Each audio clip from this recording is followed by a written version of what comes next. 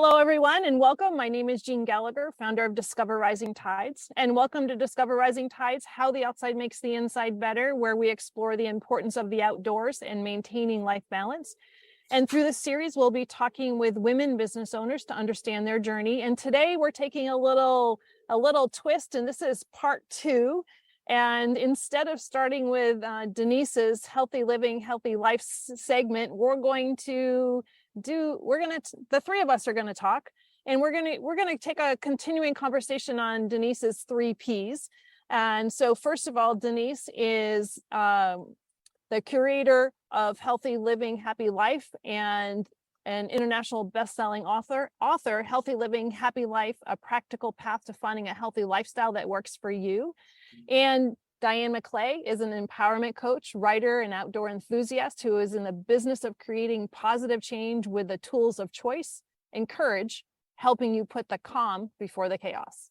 So we're going to maybe create some chaos and Love it. And have a really great conversation. So this is part 2, and we really didn't finish what we started. And so let's talk a little bit about the 3 Ps, break them apart. And Denise, where should we start? Okay, so the three Ps, let's start with what the heck are they? Number 1, planning. Planning is such an important part of life. It makes health, it makes happiness, it makes career so much simpler when you have a plan. So P number 1 is plan. P number 2 is prioritize. You know, how often do we have a list of things that we need to accomplish, a shopping list, whatever it may be? And you can only do maybe 2 or 3 things tops during a day. So we need to really prioritize. What are the things that are the most important? What's that number 1 thing that we should focus on? And then kind of the rest of the list can fall below that. And then, of course, the 3rd P, preparation. Preparing to do something, whether it's start a new career, start a new project, get healthy. You have to have a bit of a plan. You have to prioritize. But if you're not prepared and preparing for those changes, everything kind of falls by the wayside at one point, because there's no stability, there's no guidelines there. And we touch a little bit on how that process can be so overwhelming, right? And so really, I think where we're going to start today is, how do we simplify that for the listeners, but also make it incredibly effective too? Can I jump in on that? I was just going to ask you to jump in. Yeah. So as you're talking, so I am a self-proclaimed procrastinator. I still do it. I joke that I've never written an outline. You know, when I write something, I just write. And when I was in school, high school and college, I wrote the outline after I wrote my paper. It's a big thorn in my dad's side. He's like, how come you can't do an outline? It's so simple. All you have to do is think in advance and plan it out and prioritize what you're going to say and be prepared. But for me, I'm a super spontaneous, live life by the seat of my pants kind of person. So that emotionally feels very constraining for me. And I know that I have rejected planning for a very long time.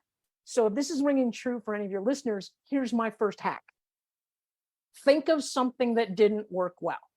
The trip, the vacation. If you know in hindsight that you wished you would have done X, Y, or Z in order to make that experience better, that is your first place. Because what you can say is, man, if I had more ice over the weekend, we could have not run to the store 5 times. So if you look at something historically that you think you failed at or didn't go according to plan or the way you wanted, especially if you're not a planner, that's the first place to start recovering, right? Because your next trip, you can say, I'm not going to make that mistake again. I might make another one, but I'm not going to make the same mistake twice. And that would be my first invitation. Every time we have something that we wished would have gone differently, do we really put the intentional thought into making sure that doesn't happen again? Or did we just say, what'll be, will be? And so if you threw a little bit of a planner in there, you could actually come back from your trip or your vacation or whatever that happened to be and do a little self-analysis and make a list of what would we have needed to make this better, and then remember where you put the list so that the next time you go, you can start with that. My dad literally has his list of what he packs for his hunting trip in his rifle bag. Mm-hmm. Right? Because the first thing he's going to do is he's going to clean his rifle. And then there's his list. Mm-hmm. The interesting thing, this is what I took from what you just said, Diane. So yes, you think of, okay, what didn't go right? What could we have done differently, better for next time?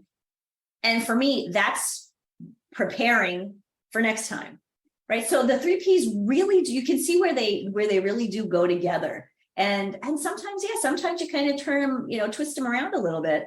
But I think it's one of those things that, yes, if you're a fly by the seat of your pants kind of person, the beauty is you know that, you accept that, you embody that, but you also realize that even that can get better. Mm-hmm. Absolutely. If you ask me to plan something like a party, I'm all over it. But what's probably going to happen is I'm going to need to have Denise and Jeanne go with me to the store, because they're going to be like, okay, we have 157 guests and you got 4 liters of soda. we need like if you're not a planner, you need to become best friends with a planner. That's another one of my hacks.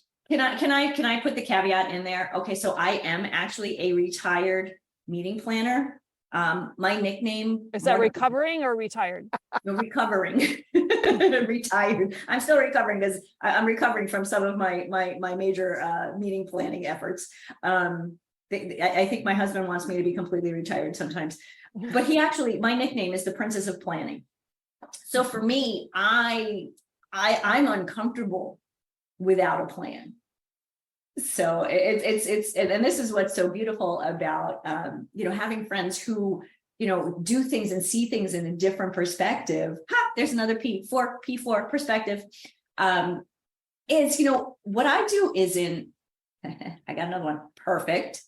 What Diane does, the way she does it isn't perfect, but maybe it's perfect for the way we live. Mm-hmm. Right. Sorry, I got it with the P's. No, I think this is one of the reasons why the 3 of us, decided we needed to be on together, because one of the things I love about you two is that I feel very inspired by both of you. And there's a lot of really good, juicy information that comes out when the 3 of us actually put all of our expertise and our specialties into one room at one time. I can be prepared. So when I die, I don't want an epitaph. I don't want a funeral. But when everybody is having a party and telling stories about the way I lived, I want someone to tell the story. Can you believe her 2-week supply ran out? Right? Can you believe that she made her 1-day pack last 14 days? Right? That's going to be a good story. And then for that point, it's not that I failed to plan for being out in the wilderness 3 weeks. It's just that I planned for 2 and it took a little longer than we expected. And you didn't die there. And I didn't die, right? And I joke about that a little bit, but when I'm out in nature, I want to enjoy my time. And when you go to a brand new place, something can get ruined pretty quickly if you don't plan. So the thing for me is I actually migrate more towards preparing than I do planning. Emotionally planning, there's a barrier there for me. Maybe I need some therapy, Denise, you can help me with that. But preparing, I prepare for the worst case scenario. And a friend of mine and I, who's another ranger, we joke and we say, is it a good thing or a bad thing that you got to use something out of your backpack on your trip? Right? Like, is it good because you had it in your pack and you were prepared? Is it bad because whatever you brought with you, you were planning for something bad to happen? Right? But I migrate towards preparing so that makes my experience more fun.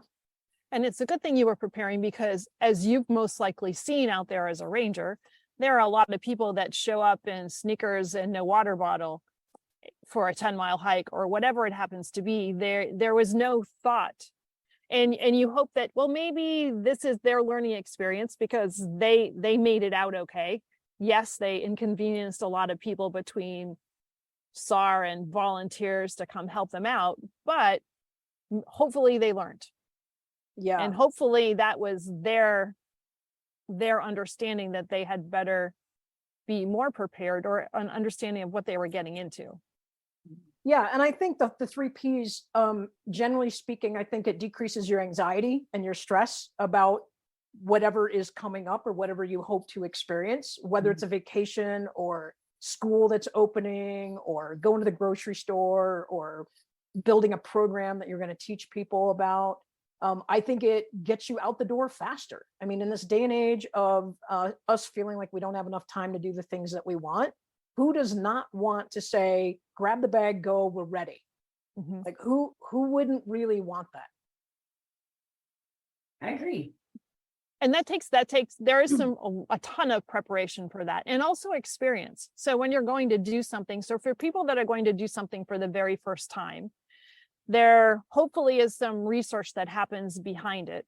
But what are some, like you say, some hacks or some tips for people that are going to either go outdoors for the first time or go on an adventure that they've never been on? How do they do the research or work through the 3 Ps to be better, have a better experience? Denise, I'll let you jump in first. Sure. You So travel a lot. You've got to have some hacks. I do, we travel quite a bit, and, sometimes for extended periods of time. The first thing I always do is research where we're going to be. You want to know the neighborhoods. If you're going to be staying at a hotel, you want to know the neighborhood that you're staying in. You want to read the reviews of the area, of the hotels, of the restaurants.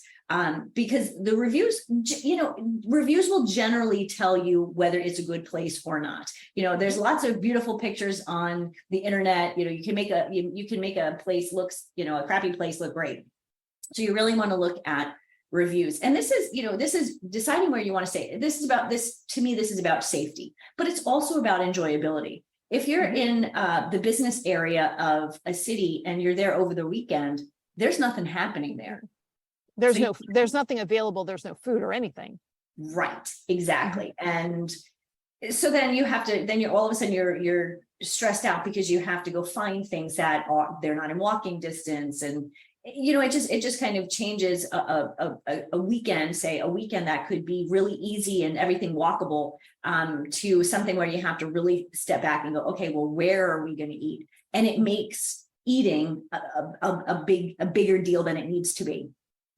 So that's one of the first things. Always for you, I'm sorry, Denise, but when you get a feel for the area, one of your things is eating healthy and making sure that you use choice. When you're on vacation, you've told me you like a donut as much as the next person, right? Sometimes more. But if you plan and prepare, then you actually don't have to blow your whole entire healthy lifestyle that you've built at home. You can build in your cheat spots. You can build in it doesn't matter how many calories that thing is or that cheesecake is, because I know that there's a walking trail nearby. What it does is it actually kind of, to me, it sounds like it's sinew that ties everything together. And then it allows you to bring your lifestyle that you've built a habit out of doing. It allows you to bring it with you. Would you agree? Absolutely. I mean, I know so many times people will say, oh, don't worry about it, you're on vacation. Well, if I had that mentality, I'd be on vacation 30 weeks a year, and that's not going to jive with a healthy lifestyle. So yes, knowing where I'm going to be staying, I bring, if you're on vacation for a week, you can have some allowances, but when you're away for more than that, you really have to wonder, what is it, what are your goals? Because if your goal is to live healthy and eat well, then that has to be a priority when you're traveling as well. And not every night, but it really does need to be a priority. And if your body's used to that and you're changing a total 180 and you're going on vacation, so it doesn't make a difference. After day 3, you're going to feel like junk. and you're not going to be as awake.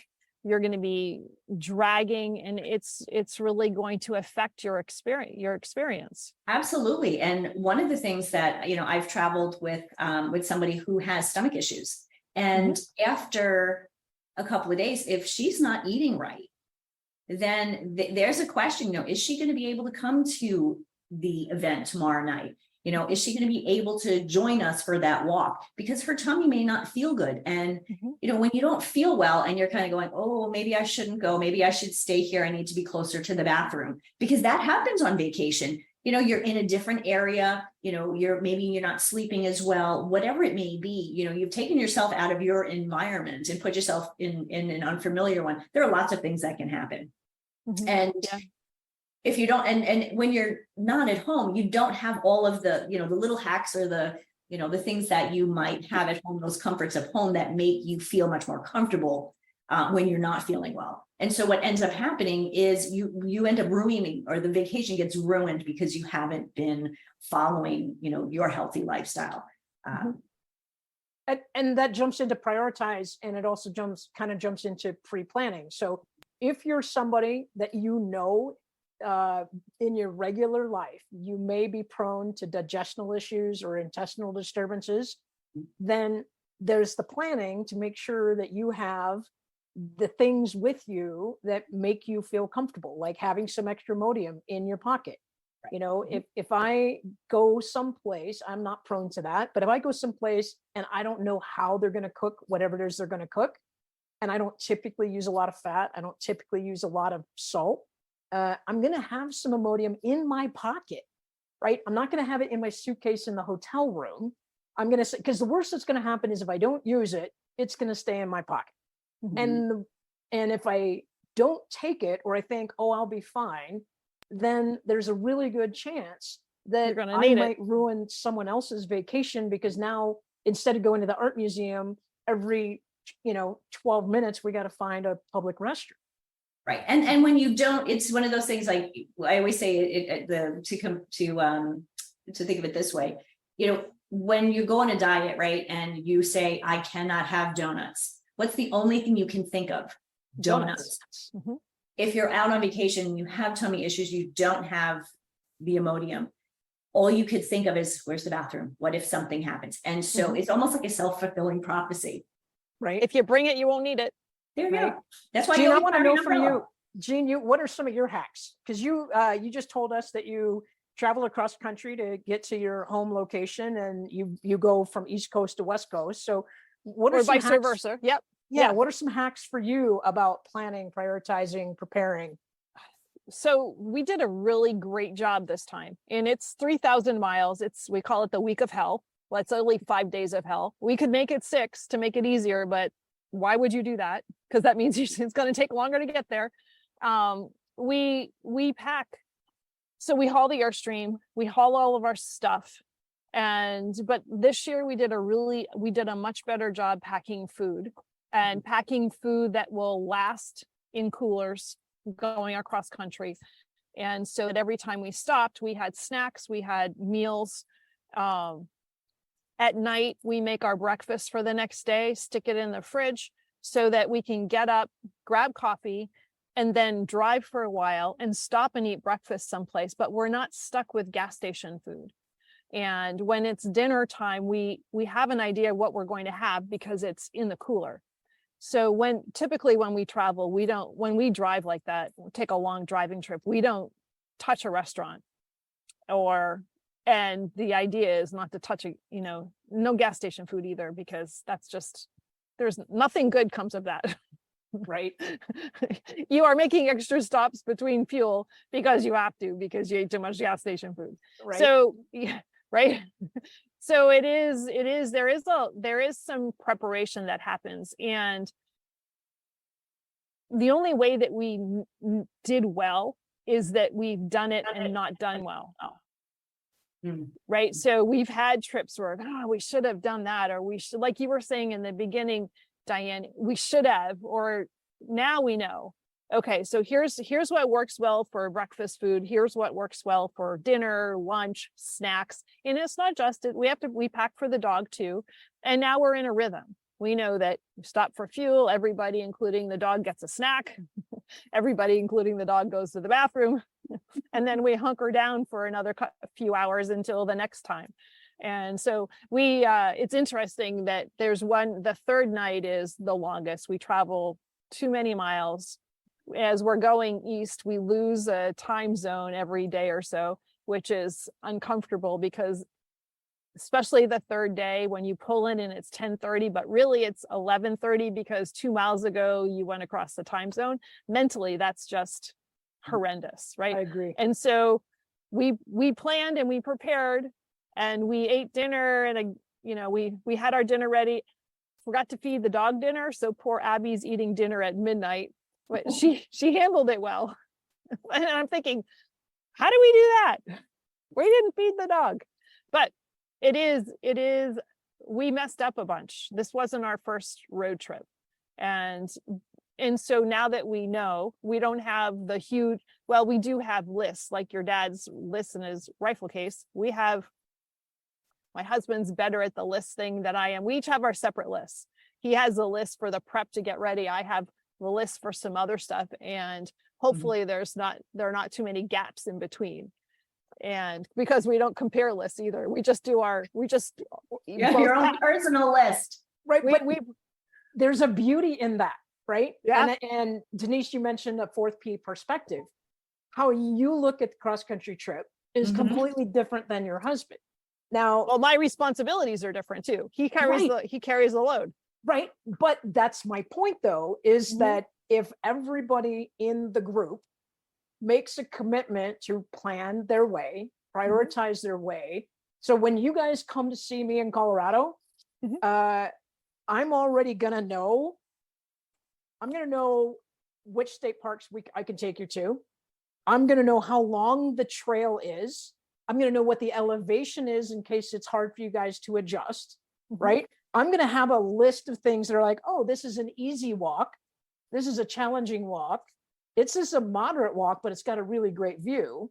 So that's my specialty. I worked with somebody and he always talked about when you work in a team, you put their aces in their places, right? I know 100% that if Denise comes to visit me, I may not have to go grocery shopping, but I can plan ahead and say, hey, I don't know what you want to eat, but I thought we'd go shopping together and maybe we could make a meal together.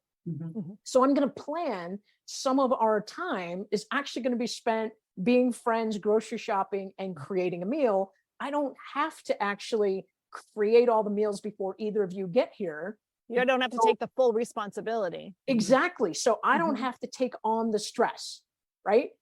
But you guys might be like, oh, I don't know what there is to do in Colorado and I have to do all this research. No, you don't, because I live here. I know people. So if you put their aces in their places and let them prioritize and plan and prepare their way, and then hopefully if you're in a group setting, there's a little bit of communication so that, there's like, did we miss anything is really the question that the group should be asking. All right, Diane's got recreational stuff and Denise has food and Jeanne has, food and, artsy stuff. Did we miss anything? Right? That's the question that you ask in a group. But how beautiful is it? How amazing is your trip? Because your husband has his priorities and his list. He lets you do your priorities and your planning.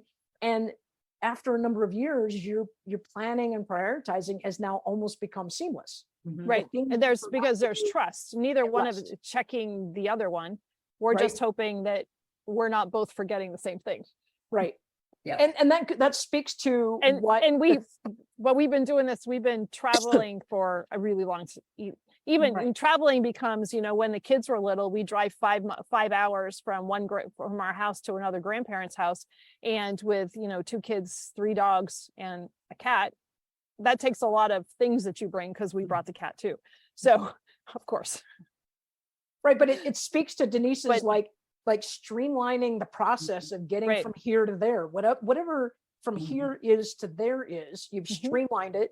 You've done it faster. You've done it more efficiently. You've decreased your anxiety. You've probably over time learned how to decrease your expenses because you're not buying things at the last minute, and you have more fun.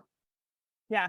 The anxiety piece is really important. Let's talk about that for just a second, because that can take over. That'll blow the fun out of everything.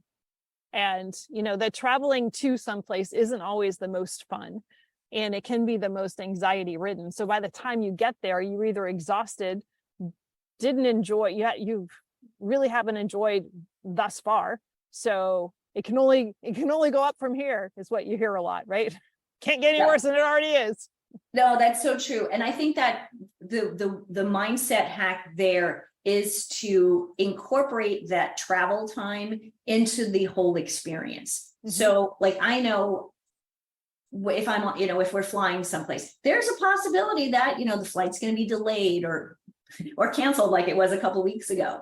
And to know that these things can happen and to be kind of prepared for it. So as soon as they canceled my flight, the first thing I did was I booked a hotel, because I knew that if they were canceling my flight, they were going to be canceling others. So to kind of incorporate that into the whole trip makes a lot of sense to me, because it's not separate. It's not, we're going to get there, then we're going to be there, and then we're going to go home. No, it's all one. It's one kind of one full swoop.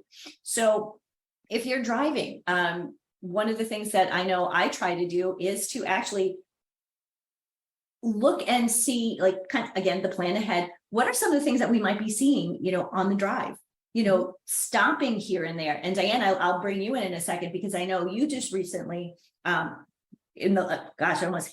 a year ago, right? Moving here? Your move. Yeah. March. I got here in March. Okay. So in March, Diane did a big move, and they took their time to get from the West Coast to Colorado. And I think that's really important, is to incorporate that into the trip, understanding that, it could be inconvenient. It could be long days. It could be a little nerve-wracking, but if you know that ahead of time, it takes that stress away. And it's just part of the trip. It's not not something to look forward to. Yeah. Exactly. Yeah. And I think that, again, we're going to come back into mindset, right? A lot of people say, we're going to fly or drive to this place, then the planning is going to start. I can't tell you how many, I love my dad. I love the fact that he's a quad 2 data person. I love the fact that he, when we were younger, prior to having instant access on your phone while you're in the car, we'd pull into a hotel room, and for the next hour to hour and a half, my dad would be poring over maps and creating route options so we could go see X, Y, or Z. That's awesome.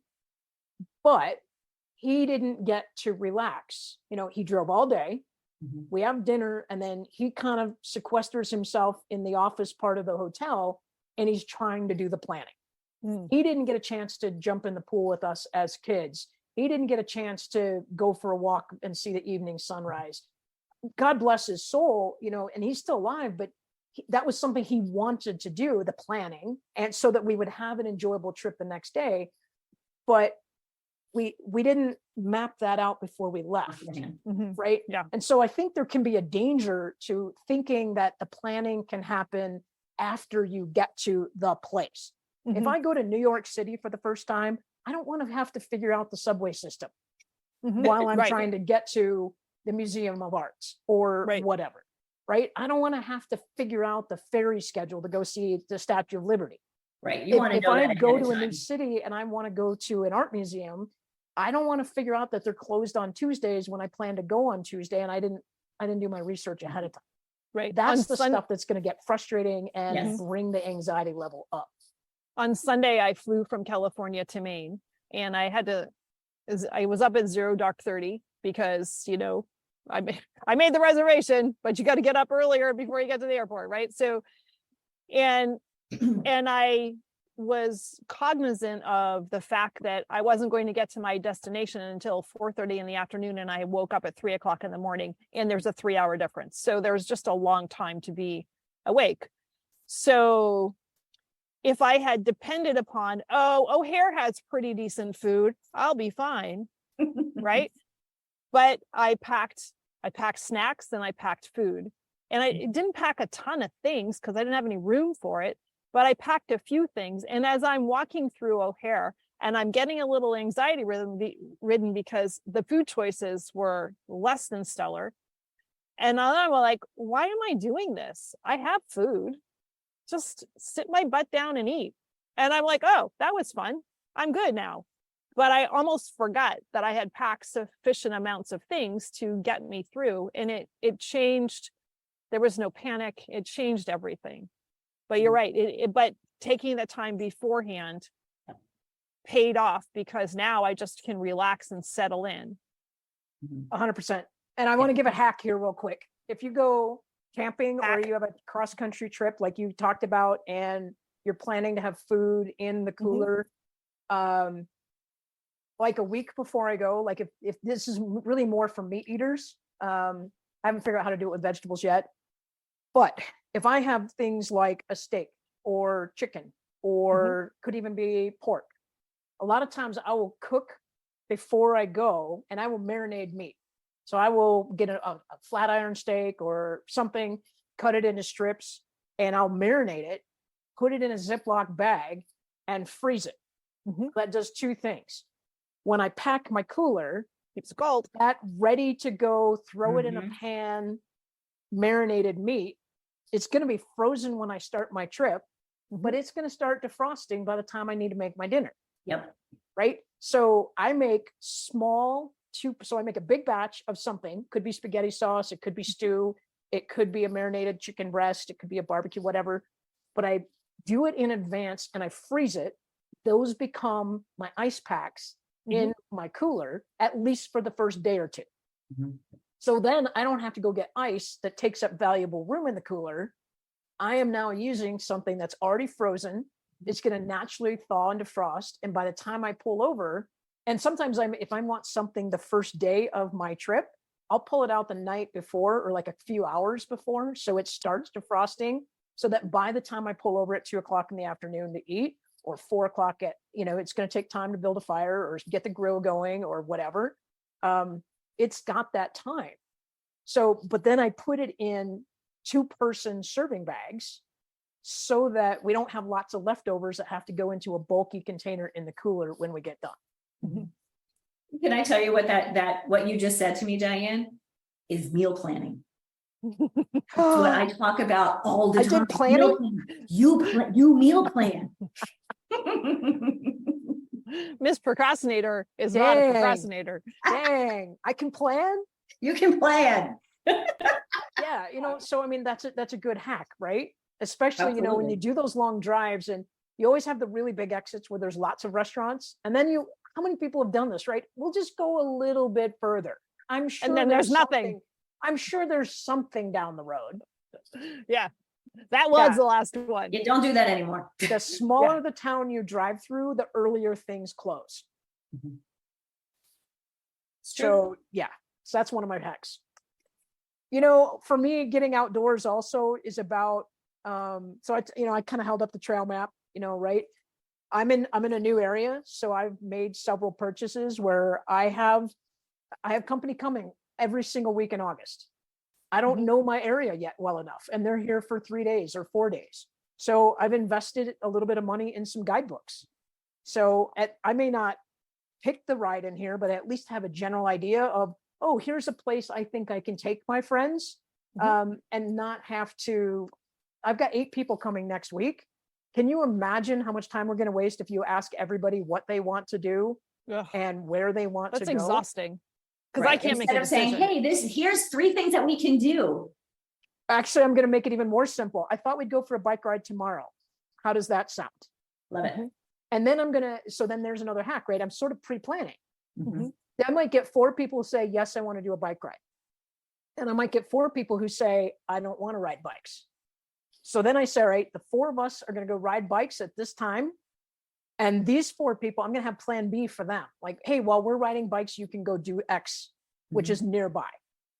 Right. And I'm actually going to have a couple of things written out, because I don't want to be the tour director for 8 people. Right. If I get up in the morning and 4 people want to go for a run or a walk at 7 in the morning, I don't want to have to come back at 8:30 or 9 because people got up later and they don't know what there is to do. So I'm probably going to write some things down and leave it on the countertop and let people figure it out on their own. Right. And then if they miss it, that's their choice. But you're also not responsible. You're not responsible for the ones that decide they don't want to get up at 7 and they're going to get up at 9. But that also, what's challenging is that can throw a wrench into everything that you've planned if your expectations are you're all going to do everything together. Right. And actually, I'm going to tell people I don't have the expectation that we do everything as 8 people all the time.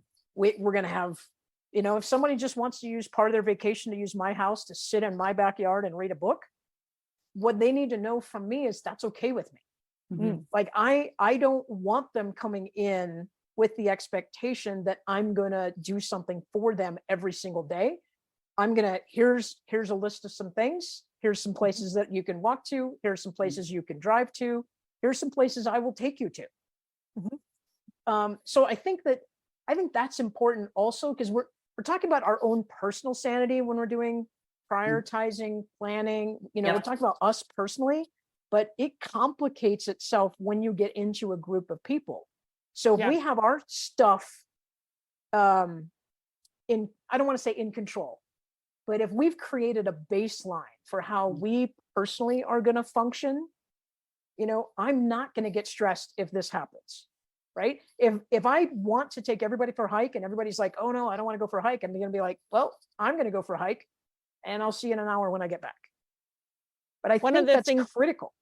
One of the things that I'm challenged with is, when we have people coming over or coming to the area, I feel like I need to show them everything that I want to do. And everybody has to participate and everybody's going to like it because it's important to me. Well, and so here's if I was coaching you. But I like what you're saying. Here's 3 things and here's your choices. I'm going to go over here. You guys can do whatever you want, and we'll all meet back at 2. Right. And then we'll do these other things. Right. But if I was your coach, I would also say, here's a way to change the perspective. There's nothing wrong with saying to your company, here are 3 things that have been on my bucket list or to-do list. I've either done them and I love them a lot and I want to share it with you. That's giving them context, right? So they can make a decision. Or you can say, man, I really want to take you here, but if you don't want to go, that's okay, because I'm going to go anyway. Right. So now what you're doing is you're speaking to a language that I coach on, which is creating options for people. I think as soon as you have options, and planning, prioritizing, and preparing actually sets you up for creating options. And so choice, which options, is your word too. You have choice. Yeah. Absolutely. And like I said, I mentioned, when you're doing all of this, the planning idea, hey, there's going to be 8 of us or 6 of us or even 4 of us, we're all going to be in this place together. You want to enjoy them as much as they want to enjoy you. And I think you're right. Too often we can, get to a point where we want to show everybody everything and do everything that there is to do. And the last time my sister was visiting, she said to me, she goes, you made this so easy, because I thought about it ahead of time. These are some of the things we can do. And we actually ended up doing something that I didn't think that my sister would really be interested in. We did a ropes course. Now, I'm afraid of heights. My sister's afraid of heights, and my niece is afraid of heights. My niece and I have done it before. But we had talked about it, and we thought, kind of mention, the story around the whole place and where it's located and the eagles and all this. It's on a cliff. It's just so beautiful. And so we did, and it was fun because there was some context there, as you mentioned before, Diane. And I think that's really an important thing, is to have those ideas ahead of time, and then let people choose. I mean, there's that choice. I think choice is such an important part of every day, whether we're at work or on vacation, visiting with others.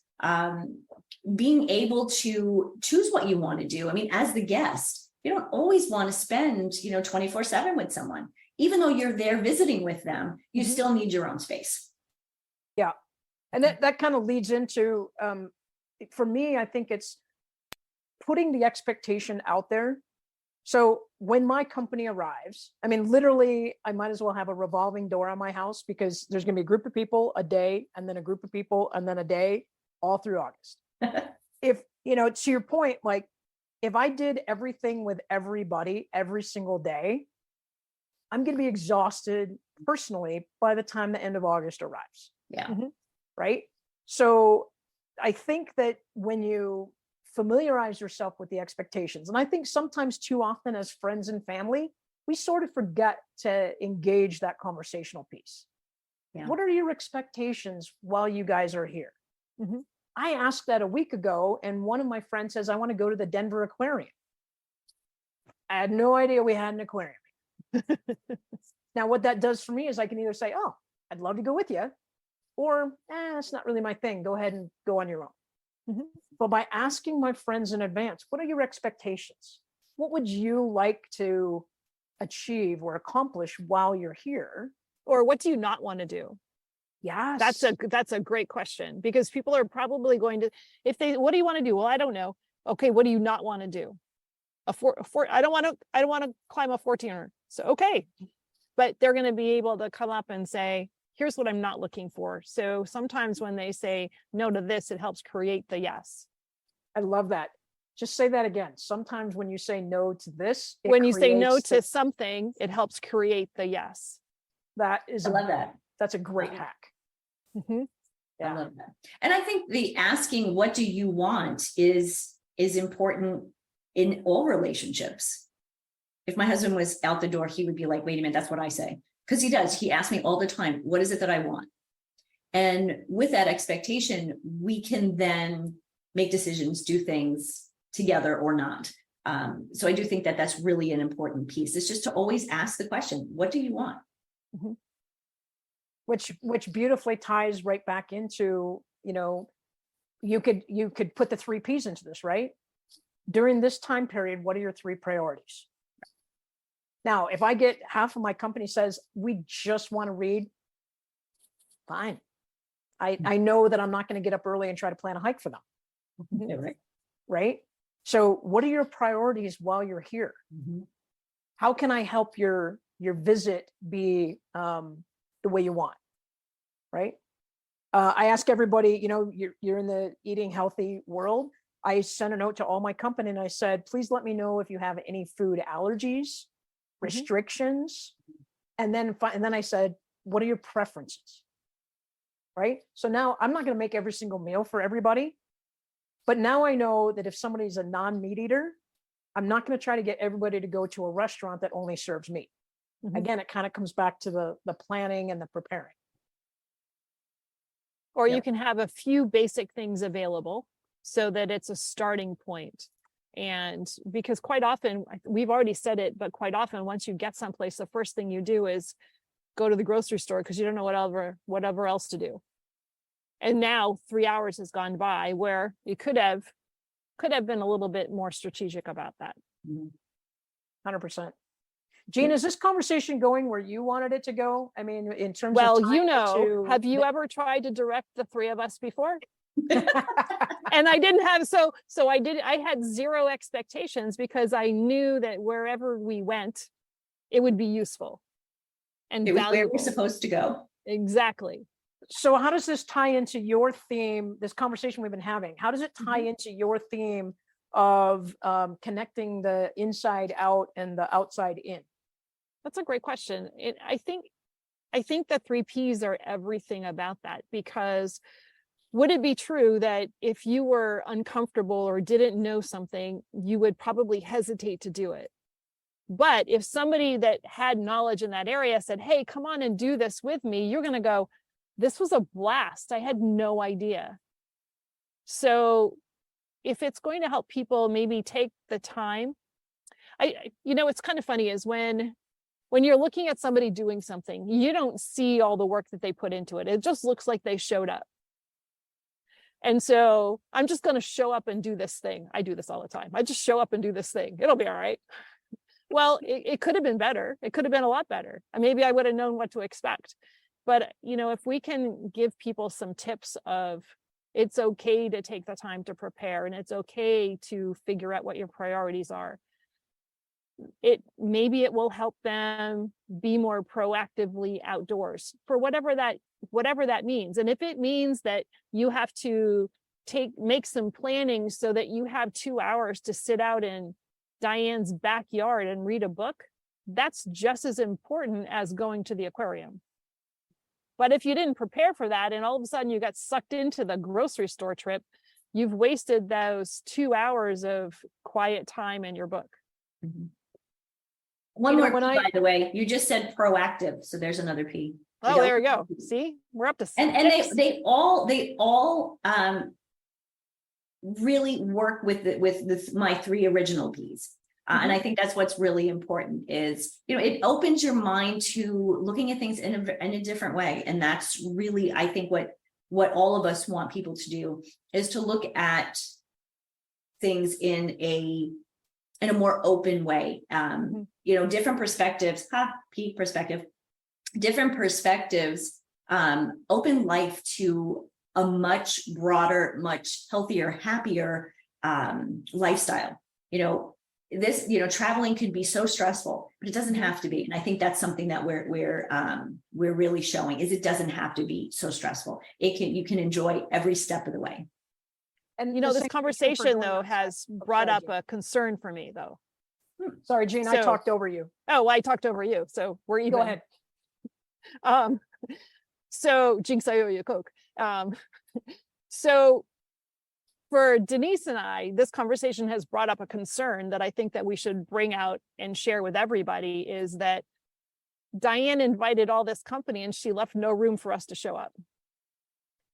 The last week of August is unspoken for it. There we go. But quite honestly, in Denver, August is like, they nicknamed it Hell's Front Porch. Yeah, not coming there. September, October, that's beautiful time. October's great. Excuse me, if you want to come in the wintertime and come ski. Nobody's spoken for in November, December, January. You just tell me when you want to show up and I'll make room for you. Fantabulous. Awesome. Love it. Well, ladies, this has been a wonderful time, and I hope everyone enjoys listening to this as much as we have. And I want to thank you both for taking the time to have such a meaningful conversation. You're welcome. And thank you for the opportunity to bring ease and simpleness into our daily life, into our recreation world, into the outside. I was going to tell people that as a park ranger, if you are starting to go hiking, I'd like for you to have 5 things in a backpack. And that's going to be a map, a whistle, check the area for bears, some sort of a tinfoil blanket, and a fire starting mechanism. Like, you will probably never, ever use it. And I hope that you never have to. But if something happens and you're out there, you at least know that you can stay warm and you can create something. A whistle is a noise to draw attention to yourself. If people wanted to find out more about how to kind of prep to go outside, I'd be more than happy to have conversations with them. And we have a lot of resources within Living Healthy List and within your guest network of people that are very experienced in the outdoors. I would just say, don't let the outdoors be something you don't do because you didn't plan for it, you didn't prepare for it, and you didn't prioritize it as something in your life. Nice. That's a great way to end that. Thank you. Thank you so much for listening today. Today's show is sponsored by Seaside Solutions, my financial services company.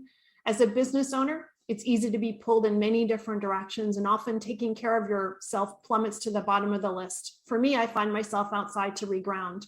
My time outdoors helps me manage my day more effectively and be more present for my clients. Through this, Discover Rising Tides was born.